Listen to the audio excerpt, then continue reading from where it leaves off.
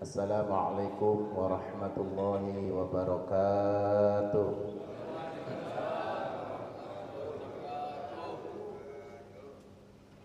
Kalau wong sulis beda malih, saya ulangi ben gak ngantuk ya. Ben barokah niku tambah. Keberkahan Allah Gusti Allah niku biar tambah kepada kita kalau kita menyambut panggilan Allah itu dengan ikhlas. Assalamualaikum warahmatullahi wabarakatuh.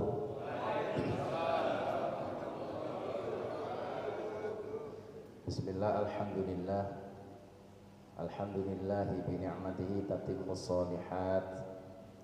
Wassalatu wassalamu ala asyrafil anam Sayyidina Muhammadin sallallahu alaihi wasallam wa ala alihi wa ashabihi wa man ihtada ila yaumil qiyam. Qala Allah ta'ala fi kitabihil karim, a'udzu billahi minasyaitonir rajim. Bismillahirrahmanirrahim. Ya ayyuhalladzina amanu taqullaha haqqa tuqatih wa la tamutunna illa wa antum muslimun. Wa qala aidan fi ayatin ukhra, wa man a'rada an dzikri fa inna lahu ma'isyatan dhanka wa nahsyuruhu yaumal qiyamati a'ma. Shadaqallahul azim. Hadratil muhtaramin, para alim, para masyayikh, para kiai, wabil khusus segenap pengurus takmir Masjid Al-Wahyu yang senantiasa dirahmati dan dimuliakan Allah Subhanahu wa taala, serta seluruh jamaah muslimin muslimat yang senantiasa dirahmati pula oleh Allah Subhanahu wa taala. Syukur alhamdulillah, mari kita panjatkan kehadirat Allah Subhanahu wa taala atas limpahan rahmat, nikmat, maunah, inayah, hidayah Allah Subhanahu wa taala yang telah Allah berikan kepada kita semua. Wabil khusus nikmat iman, nikmat Islam. Kita semua pagi hari ini telah dititipi oleh Allah Subhanahu wa taala sekurang-kurangnya dalam satu hari ini untuk menjadi seorang muslim. Kita bangun dari tidur dengan mengucap alhamdulillah, ternyata Allah masih memperkenankan kita membuka mata dengan sehat, menggerakkan kaki tangan kita dengan sehat, membuka telinga dengan sehat. Dan yang lebih kita patut syukuri, rupanya semua organ kita yang tadinya sehat itu kita gunakan untuk memenuhi panggilan Allah, menunaikan sholat subuh berjamaah. Loh ada loh Pak, bangun tidur matanya sehat, telinganya sehat, kakinya sehat, tangannya sehat, tapi tidak digerakkan oleh Allah untuk memenuhi panggilan ke masjid. Kemana? Ke pasar. Kemana? Ke toilet, habis itu balik lagi tidur. Tapi ini hidayah Allah dalam Al-Quran, qul bi fadlillahi wa bi rahmatihi fabidzalika falyafrahu. Katakanlah Muhammad, dengan anugerah yang aku berikan kepada mereka dan dengan rahmatku yang aku berikan kepada umatmu, fabidzalika falyafrahu, maka hendaknya kalian semua itu bahagia. Hendaknya kita semua ini senang. Kita semua dalam kondisi melaksanakan perintahnya Allah seperti ini itu memang harus senang, harus bunga, bahkan harus bahagia. Ini satu wujud manifestasi kita bersyukur kepada Allah Subhanahu wa taala. Makanya kata Rasulullah sallallahu alaihi wasallam, man asbaha fahuwa yashku ila masaibi fa innahu yashkuka ila makhluki. Kok ada orang bangun tidur itu sudah mengeluh, mengadukan kesusahan hidupnya kepada orang lain. Maka sesungguhnya aku, kata Allah, telah menangguhkan rahmatku untuknya sampai dia merasa senang dan bahagia. Kita bangun tidur kok mengeluh, kehidupannya mengeluh, ekonominya mengeluh, semuanya mengeluh.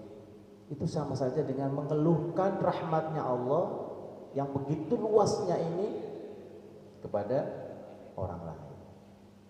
Oleh karena itu hadirin jamaah sekalian rahimakumullah, di pagi yang penuh berkah ini ada satu tema yang ingin kami utarakan, kami sampaikan dalam waktu yang amat singkat ini. Bagaimana kita bisa menjaga kualitas keberkahan hidup kita. Jamaah sekalian rahimakumullah, di depan saya ini kebetulan ada 2 gelas. Dua-duanya ada isinya. Ya, ini kebetulan aja karena ada 2 gelas. Kalau nggak ada ya Kak, saya pakai contoh. Gelas yang satu, Pak, ini kalau jenengan bisa lihat, gelas yang satu ini lebih besar ukurannya tapi isinya air putih, ya, air jernih. Gelas yang satunya ukurannya lebih kecil tapi kopi susu. Ini kalau di warung, Pak, harganya lebih mahal mana, Pak? Ini kalau jenengan pergi ke warung terus mesen air putih, walaupun gelasnya agak besar, dengan gelasnya agak kecil, isinya kopi susu. Ini kira-kira harganya mahal mana? Jelas kopi susu, Pak. Harganya sudah jelas kopi susu. Bahkan mungkin kalau kita di warung dikasih air putih mungkin gratis. Apalagi kalau gelas ini diisi madu, Pak. Madu asli. Gelasnya boleh sama mungkin. Oh, ini lebih besar, Ustaz. Mungkin harganya lebih mahal. Buktinya air putih yang ada di gelas lebih besar tidak kalah lebih murah daripada kopi susu yang ada di gelas yang lebih kecil. Ini mengingatkan kepada kita sebuah satu dawuh yang disampaikan oleh Ibnu Athaillah As-Sakandari di dalam kitab Al-Hikam. Beliau menyampaikan, rubba umurin ittasa'at amaduhu qalilatun amdaduhu. Ini nadhomannya ini Masya Allah. Rubba umurin, banyak orang itu diberikan usia oleh Allah Subhanahu wa ta'ala, ittasa'at amaduhu, panjang usianya itu, panjang, tapi qalilatun amdaduhu, nilai manfaatnya, nilai keberkahannya dalam hidupnya itu sedikit. Orang itu diberikan usia oleh Allah, ada yang sampai 70 tahun. Mohon maaf nih, bapak-bapak yang hadir di sini mungkin ada yang 70 tahun. Ada yang 80 tahun. Padahal usia Rasulullah sallallahu alaihi wasallam 63 tahun. Dan Rasulullah menyampaikan kisaran usia umatku antara baina sittina wa khamsa sittin, 60 sampai 65 tahun. Karena aku, kata Rasulullah, usianya 63 tahun. Kalau ada di antara umatku yang usianya melebihi 63 tahun, itu berarti Allah berikan bonus, Pak. Kalau sampai ia usia 70, 80, itu bonusnya Masya Allah. Allah berikan rahmatnya kepada kita. Nah, ada orang itu yang diberi usia panjang oleh Allah, tapi qalilatun amdatuhu, sedikit sekali nilai keberkahannya. Wa rubba umurin qalilatun amdaduhu kasiratun amaduhu. Ada yang usianya itu diberi oleh Allah nggak terlalu panjang, ya pendek, sudah diwafatkan oleh Allah, sudah dipanggil oleh Allah dalam usia yang masih sangat pendek, muda sekali. Tapi nilai kemanfaatannya, nilai keberkahan hidupnya itu besar sekali. Para ulama-ulama kita yang dulu itu, mohon maaf, banyak yang wafat di usia muda. Banyak yang usianya masih muda wafat, padahal sedang semangat dakwah, Di negeri kita juga banyak ustadz-ustadz, ulama-ulama kita, guru-guru kita yang dipanggil oleh Allah masih usianya relatif muda. Tapi nilai kemanfaatannya, keberkahan hidupnya itu Masya Allah bisa kita rasakan hingga sekarang. Seolah-olah kita masih mengenang, ya Allah, masih terngiang-ngiang dakwah beliau, tausiah beliau, bimbingan-bimbingan beliau. Tapi sekarang beliau sudah wafat. Tapi semua itu masih terekam jelas. Karena apa? Nilai manfaatnya. Ini gelas yang ukurannya lebih besar dengan isinya air, ini bisa diibaratkan ya hidupnya orang kalau nggak begitu manfaat begini Pak. Biarpun usianya dipanjangkan oleh Allah, tapi kalau isinya sesuatu yang tidak begitu ada manfaatnya, selain dipandang sebelah mata, harganya pun tidak sebegitu mahal. Beda dengan misalkan kita, ya mohon maaf, ditakdir oleh Allah usianya nggak terlalu panjang, wis pendek-pendek saja 30, 35. Tapi sepanjang hidupnya itu dia khidmah, kita dakwah, rajin mengisi pengajian, rajin memakmurkan masjid. Insya Allah para jamaah yang rajin sholat berjamaah di masjid, dan biasanya tempatnya itu ya di situ aja gitu ya. Jamaah maghrib tempatnya di situ, nanti isya di situ. Suatu hari Pak, 2 hari atau 1 hari nggak ke masjid sama sekali, nggak ke masjid. Orang pasti tahu loh, bapak ini kemana? Yang biasanya di sini kok nggak ada. Pasti dicari, karena sudah mengisi hidupnya itu dengan sesuatu yang rekaman baik. Jadi saya itu Pak, kalau di masjid saya itu sholat sunnah saya, qobliyah atau ba'diyah itu di tempat yang sama itu, di situ kadang situ gitu. Itu kalau kadang saya pas ada ngaji di luar atau ada acara di luar itu, pas nggak ada di musola atau di masjid itu nggak ada yang nempatin. Itu udah biasanya ditempatin Ustaz Fahmi. Begitu sampai komat nggak ada, oh berarti di luar nggak ada.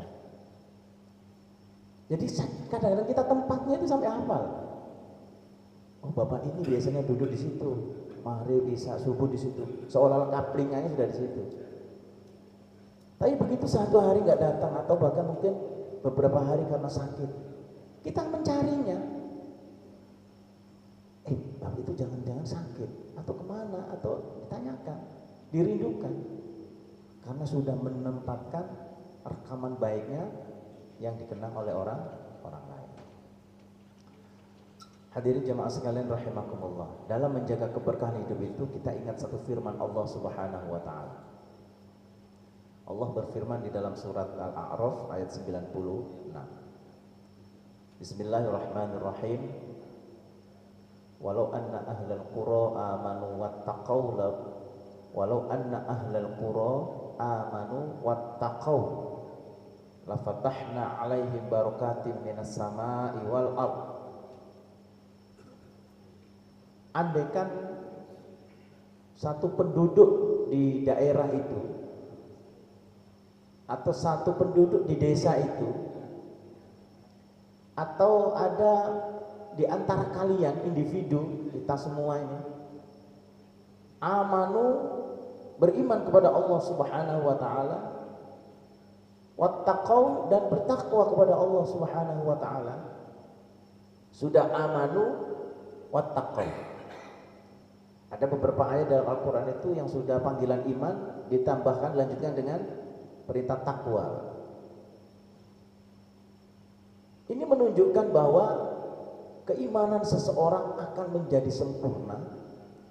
Keimanan seseorang itu bisa memberikan dampak, memberikan sebuah pengaruh, memberikan sebuah asar. Itu kalau dibarengi dengan takwa kepada Allah Subhanahu wa taala. Kalau tatarannya hanya cukup iman saja, padahal iman itu tasdiqun bil qalbi, membenarkan dalam hati. Apa yang kita benarkan?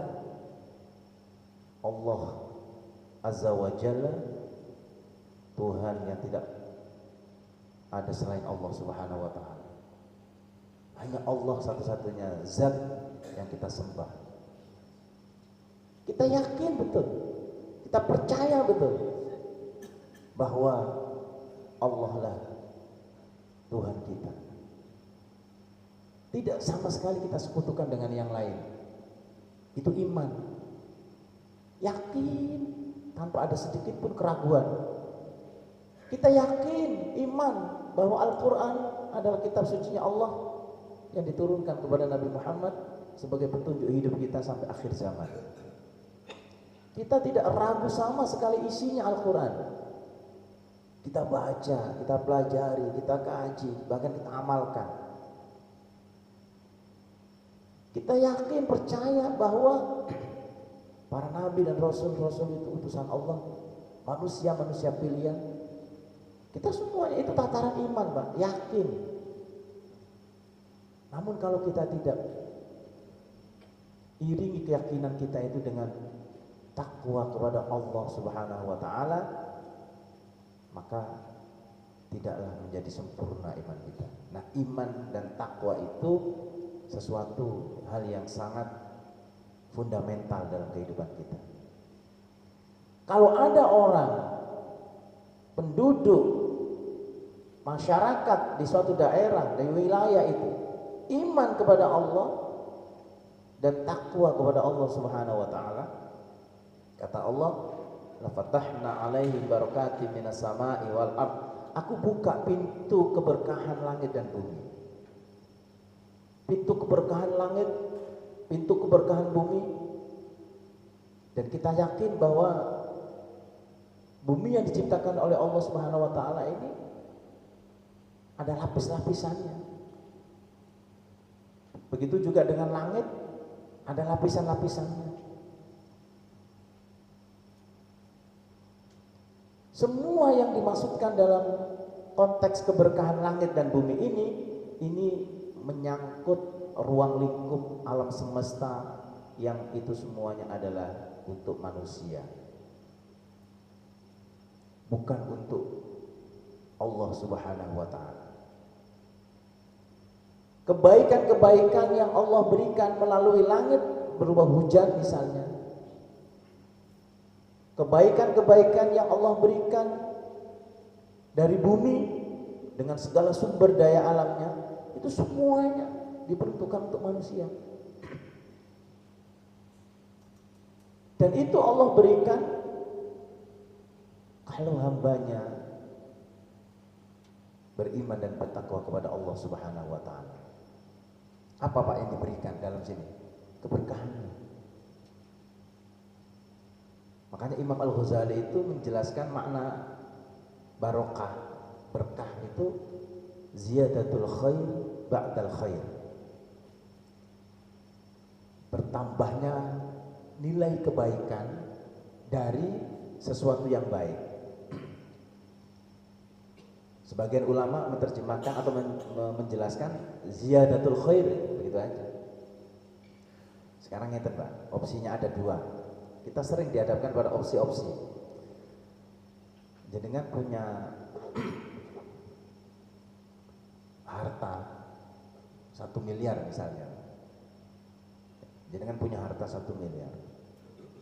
Tapi kata Allah, kamu tak kasih uang 1 miliar, tapi tidak berkah. Dengan kamu tak kasih uang 1 juta, tapi berkah. Ini kan opsi yang terlalu jauh antara 1 juta dengan 1 miliar.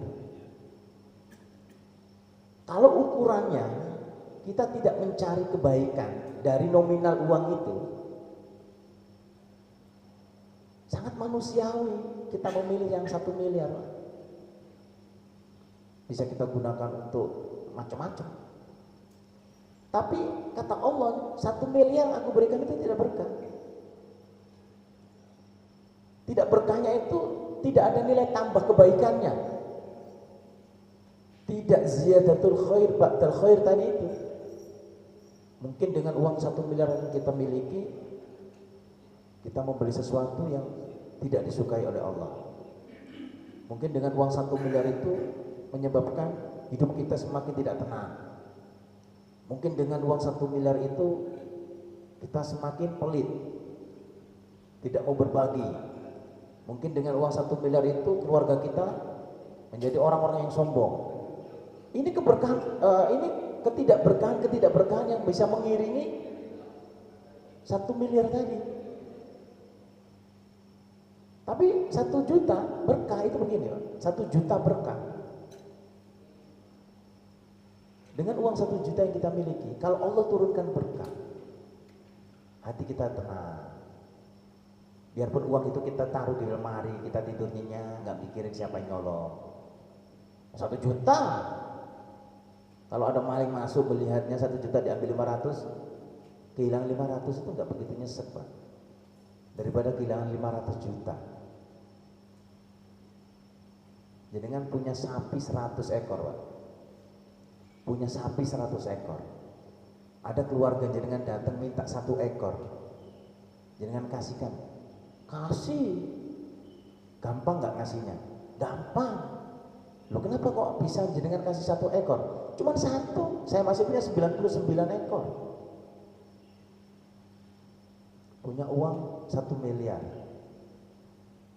Ada keluarga datang minta 1 juta, dikasih nggak? Dikasih. 1 juta. Saya masih punya 999 juta. Buat apalah artinya 1 juta? Apalah artinya 1 ekor sapi? Sekarang berarti memberikan sesuatu yang menurut ukuran kita kecil dari jumlah yang besar itu kayaknya gampang. Sekarang jenengan punya 2 ekor ayam. 2 ekor ayam, jago besar. Terus saya datang, saya minta 1, Pak. Kira-kira dikasih kan? Oh itu beratnya ini. Oh ini ayam jago, Pak Ustaz. Nah kadang-kadang nilai keberkahan itu tidak harus diukur dari banyaknya, tapi nilai kemanfaatannya. Punya anak kau pinter, tapi kata Allah nggak barokah. Dengan punya anak biasa-biasa, nggak terlalu pinter, tapi barokah. Itu kira-kira kita manusiawi gitu ya, pikirannya pengen punya anak pinter barokah, Ustaz. Tapi rumusnya Allah itu tidak seperti itu. Ya. La fatahna alaihim barakatim minas sama'i wal ardi, itu akan aku buka nilai-nilai kebaikan yang tanpa melihat jumlah dan kuantitasnya, yang tanpa melihat berapa banyak yang kita miliki. Tapi kalau pintu keberkahan itu dibuka oleh Allah Subhanahu wa taala, biarpun kelihatannya sedikit, biarpun kelihatannya nggak seberapa, tapi Allah luar biasa memberikan banyak nilai-nilai kemanfaatannya. Dalam 1 hari 1 malam kita diberi oleh Allah waktu 24 jam. Sama, semua 24 jam. Mau yang kaya, mau yang miskin, mau yang pejabat atau rakyat atau siapapun, semua sama. Waktu yang diberikan oleh Allah 24 jam. Tetapi penggunaan waktu 24 jam dalam 1 hari 1 malam itu masing-masing tidak sama. Yang menentukan nilai kemanfaatan waktu 24 jam itu tidak sama. Ada yang 1 hari 1 malam 24 jam itu banyak digunakan untuk ibadah kepada Allah. Ada yang digunakan untuk banyak bekerja, mencari nafkah. Ada yang digunakan untuk begadang-begadang, duduk-duduk nyantai yang enggak begitu banyak faedah. Ada yang seharian mulai pagi sampai sore dipakai untuk hal-hal yang tidak begitu berfaedah. Ada gitu. Sama waktunya 24 jam. Tapi mengapa Allah kadang-kadang memberikan nilai keberkahannya itu tidak sama? Jamaah sekalian rahimakumullah. Berbicara berbicara tentang bagaimana kita menjaga keberkahan hidup kita ini, maka kita patut ingat firman Allah Subhanahu wa taala yang menjadi spirit dan motivasi kita. Bagaimana agar hidup kita ini tidak selalu memikirkan bahwa setiap keinginan-keinginan yang kita miliki itu ada kalanya tidak dikabulkan saat itu juga oleh Allah Subhanahu wa taala. Tapi diganti atau bahkan mungkin nanti diberikan oleh Allah di hari yang sangat membahagiakan, yaitu di akhirat. Sehingga kita menjadi orang itu akan selalu terus bertumpu mengharap rahmatnya Allah Subhanahu wa taala. Ada satu firman Allah, "Wa man a'rada 'an dzikri fa inna lahu ma'isyatan dhanka." Wa man a'rada 'an dzikri, siapa orang yang berpaling dari ingat kepada aku. Siapa orang yang dia memalingkan untuk tidak berzikir kepada aku. Dia memalingkan dirinya untuk tidak menunaikan perintah-perintah yang sudah aku berikan. Dia memalingkan diri untuk tidak menjalankan semua ketentuan-ketentuanku.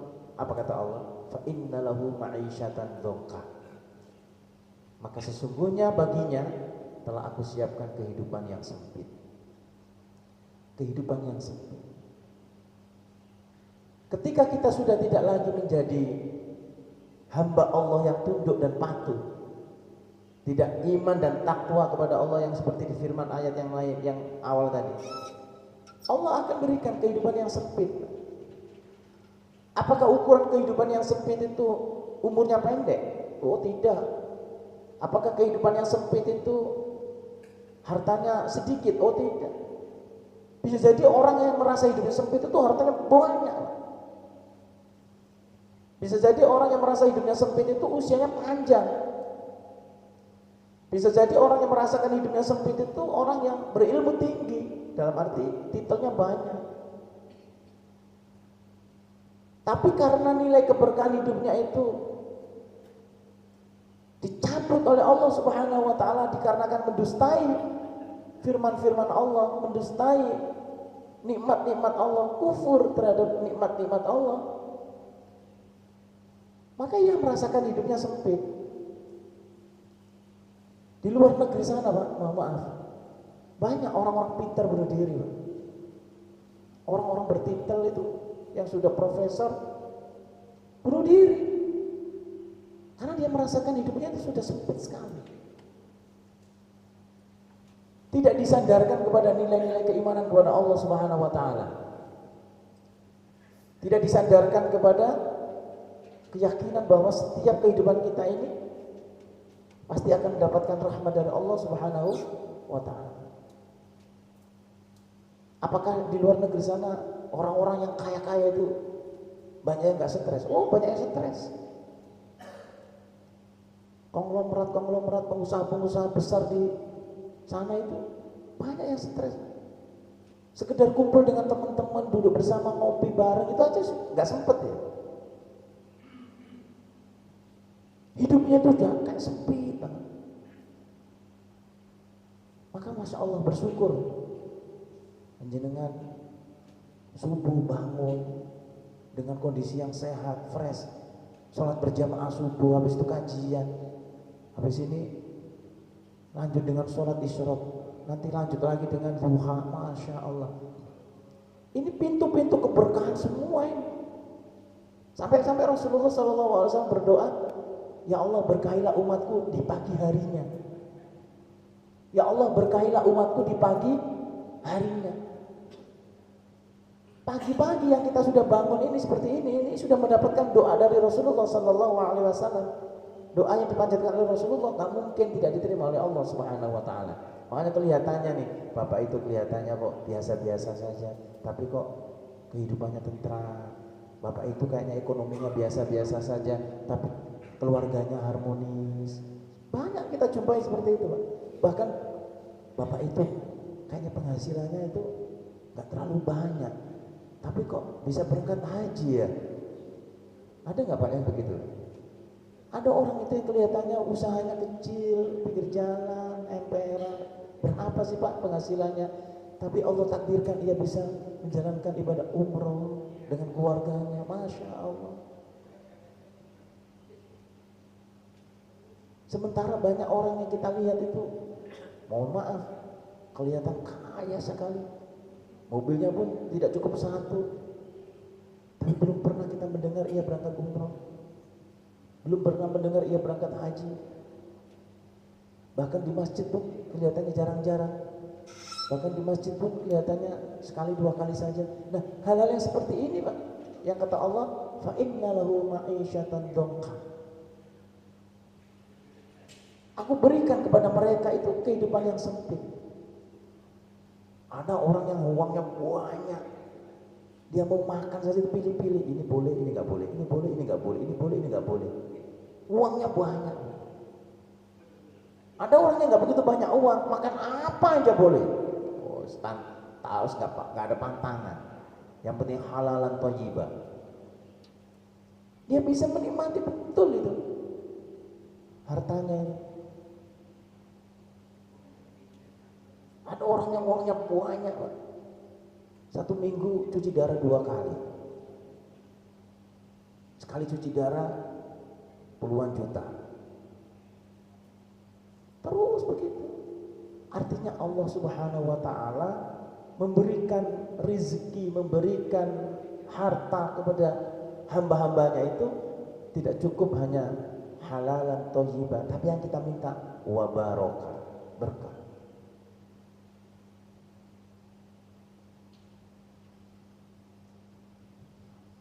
Seperti yang sudah sering saya sampaikan, satu ciri-ciri kehidupan orang itu berkah itu al-istiqamatu bi ibadatillah. Dia konsisten, istiqomah dalam melaksanakan ibadah kepada Allah Subhanahu wa taala. Sebagaimana firman Allah Subhanahu wa taala, wa kaifa takfuruna wa antum tutla 'alaikum ayatihi wa fiikum rasuluh. Wa kaifa takfuruna, bagaimana kalian bisa menjadi kufur? Bagaimana kalian menjadi kafir? Kata Allah.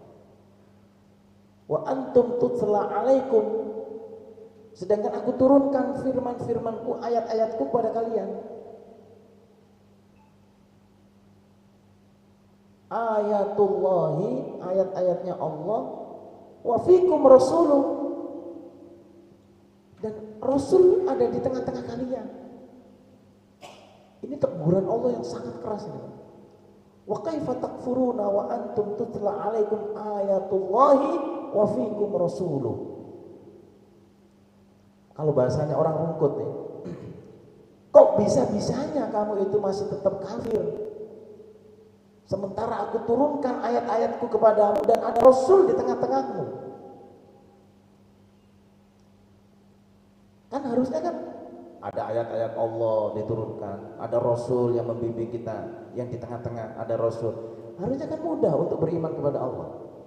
Tapi kata Allah, wa kaifa takfurun, wa kaifa, bagaimana kamu bisa kufur kepada ayat-ayat Allah dan padahal ada Rasul di tengah-tengah.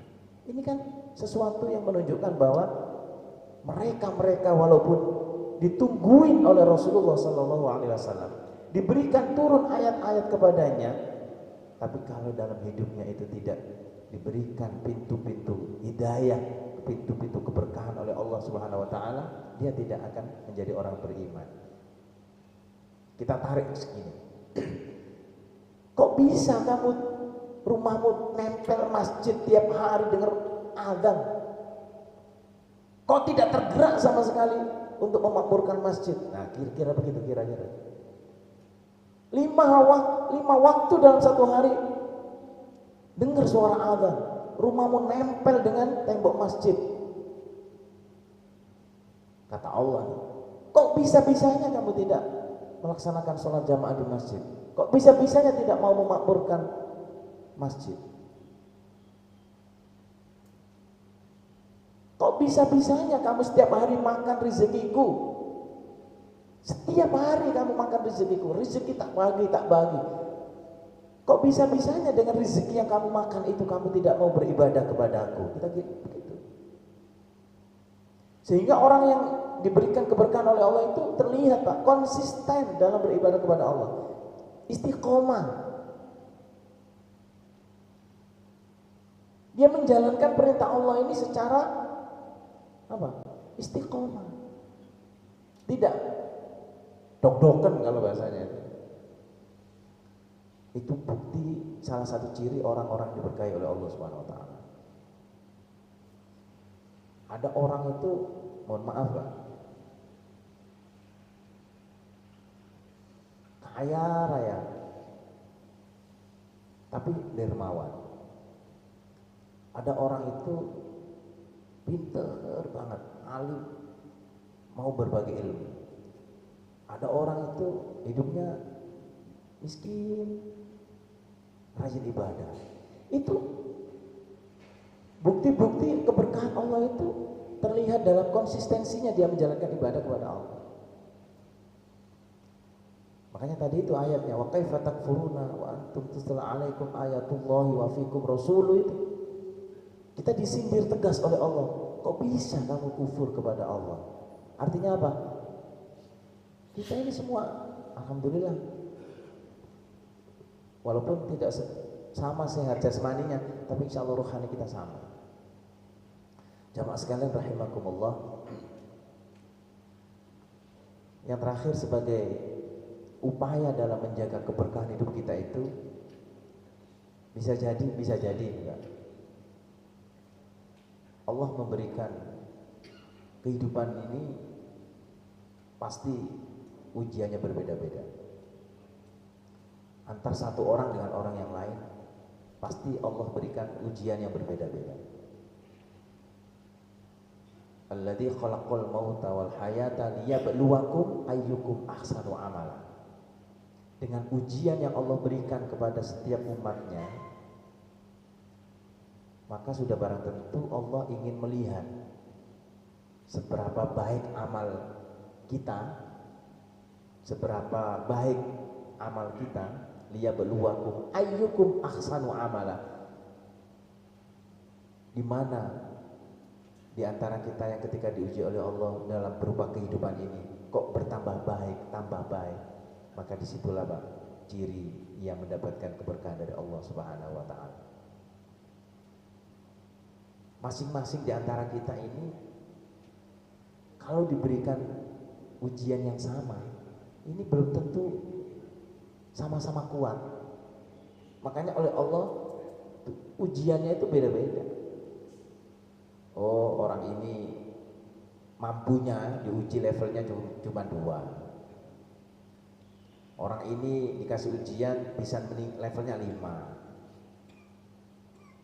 Makanya di akhir surat Ali Imran Allah berfirman, ya ayyuhalladzina amanus biru wasabiru warabitu. Itu gambaran bahwa ketika Allah memberikan ujian kepada hambanya itu levelnya itu berbeda-beda.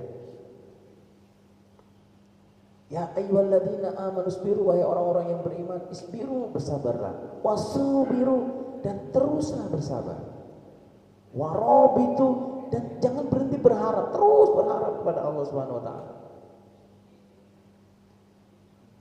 Ini menunjukkan bahwa menjalani kehidupan kita ini akan merasa nikmat, akan terasa senang, akan merasa enjoy.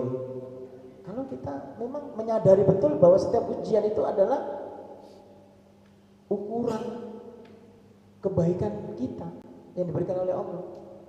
Anak sekolah aja kalau mau naik kelas ada ujiannya. Bisa jadi kita akan diangkat derajatnya oleh Allah, dikasih ujian dulu. Tidak serta-merta Pak, ketika kita menyadari oh ini ujian dari Allah, Allah tidak sayang kepada kita, belum tentu. Bisa jadi itulah sayangnya Allah. Bisa jadi sayangnya Allah itu dalam bentuk ujian itu. Karena apa? Dengan kita diuji oleh Allah, kita menjadi orang yang sabar. Dengan kesabaran itu kita terus istiqomah menjalankan perintah Allah. Dengan kita menjalankan perintah Allah, kita berarti masih berharap rahmatnya Allah. kita tidak menjadi orang yang putus asa. Dan setelah kita mengharap rahmatnya Allah Subhanahu wa taala, yang muncul adalah kita menjadi orang-orang yang ikhlas menerima semua ketetapan yang diberikan oleh Allah Subhanahu wa taala. Itu yang menjadi pokok kunci bagaimana kehidupan kita menjadi berkah.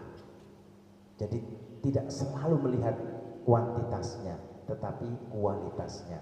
Boleh umur kita nggak terlalu panjang, tapi bagaimana usia kita menjadi baik. Boleh harta kita tidak terlalu banyak, tapi walaupun sedikit akan menjadi berkah.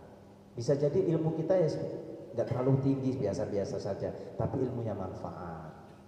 Keturunan anak kita itu menjadi anak-anak yang soleh-solehah. Rumah tangga kita diberikan oleh Allah harmonis, tenang, nggak ada cekcok, nggak ada apa.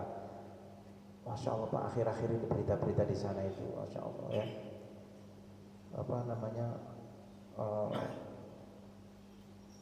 Kasus demi kasus yang kita lihat itu Pak. Ya. Kasus demi kasus kita lihat, kita dengar beritanya. Masya Allah, kadang-kadang itu semuanya membuktikan bahwa Allah Subhanahu wa taala kalau sudah berkehendak maka semuanya pasti akan terjadi.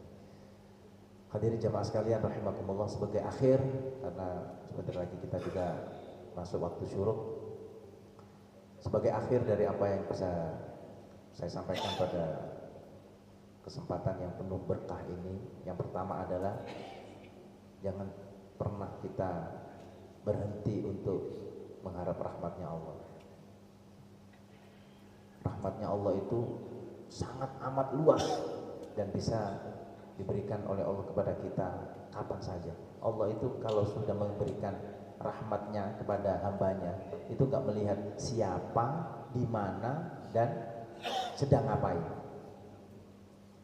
Bisa jadi kita sedang duduk santai, tiba-tiba Allah kasih rahmat kita berkah. Ya, ada yang sampai kita uber-uber, sampai kita mencarinya mati-matian. Kalau memang belum waktunya dapat, dia belum dapat. Intinya selalu konsisten, istiqomah dalam menjalankan ibadah kepada Allah. Yang kedua, selalu sabar dalam menjalani setiap ujian yang diberikan oleh Allah kepada kita. Dan yang ketiga adalah, ini yang paling penting, jangan pernah kita berpaling untuk selalu mengingat Allah Subhanahu wa taala. Ingat Allah, berzikir, melaksanakan sholat, melaksanakan ngaji, semua itu dalam rangka menjemput keberkahan langit dan menjemput keberkahan bumi. Kalau itu semuanya Allah berikan kepada kita, Pak. Korun itu hartanya luar biasa banyak, gak mungkin dibinasakan oleh Allah bersama hartanya. Kalau Allah titipkan keberkahan di dalamnya, gak mungkin. Justru di balik harta yang dimiliki Korun, Allah titipkan kemurkahannya. Fir'aun kurang apa kekuasaannya, tapi ia hancur bersama kekuasaannya karena Allah titipkan kemurkaannya di kekuasaannya itu. Haman kurang pintar apa, dia arsitek ulung, dia diakui dalam Al-Quran pun disebutkan, tapi ia hancur bersama ilmunya dengan pengetahuannya. Karena apa? Allah titipkan kemurkaannya di balik ilmunya itu. Kesimpulannya adalah, mari kita berusaha agar Allah menitipkan ridhonya di harta kita, Allah menitipkan ridhonya di ilmu kita, Allah menitipkan ridhonya di sisa usia kita, Allah menitipkan ridhonya di setiap aktivitas kita. Kalau Allah sudah ridho, biarpun kita mati kapanpun, dalam kondisi apapun, kalau Allah ridho, itu akan menjadi berkah. Makanya kita selalu berdoa kepada Allah. Dalam setiap pagi kita berdoa, asbahna wa asbahal mulku lillah walhamdulillah la haula, dan seterusnya. Sore juga demikian, amsayna wa amsal mulku lillah walhamdulillah la syarika, dan seterusnya. Itu dalam rangka agar ridhonya Allah itu betul-betul dititipkan kepada diri kita. Demikian apa yang bisa saya sampaikan, mudah-mudahan ada manfaatnya. Kurang lebihnya mohon maaf. Sekali lagi kita berdoa kepada Allah, mudah-mudahan pertemuan kita ini senantiasa mendapatkan ridho Allah Subhanahu wa taala. Pertemuan kita ini walaupun singkat tapi diberkahi oleh Allah Subhanahu wa taala. Ilmu-ilmu yang Allah titipkan kepada kita walaupun sedikit, mudah-mudahan menjadi ilmu yang manfaat barokah fid dunya hatal akhirah, dan ketika kita nanti meninggal dalam keadaan husnul khotimah. Amin ya rabbal alamin. Al-Fatihah.